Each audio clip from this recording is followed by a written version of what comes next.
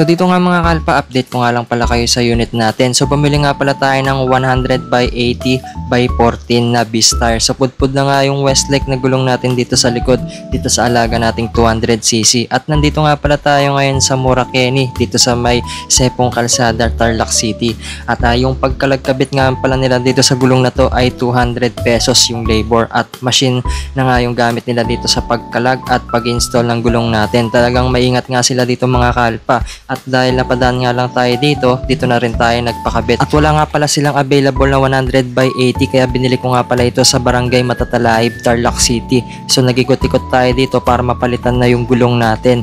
At yung pagkabili nga natin sa gulong natin ay nasa worth 1,600 pesos. Pero kapag sa online shop nyo yan bibilin, nasa around 11 pesos lang yan mga kalpa. At syempre gumamit na rin pala tayo ng armor wax dito sa gulong natin para makita nga natin yung tindigan. At syempre dito nga rin pala sa front wheel natin ay pinahiran din natin ng armor wax. So nakita nyo naman yung difference, talagang makikita nyo kaagad yung resulta kapag pinahid nyo na yung armor wax, diba ang pogi? So yun lang, thanks for watching.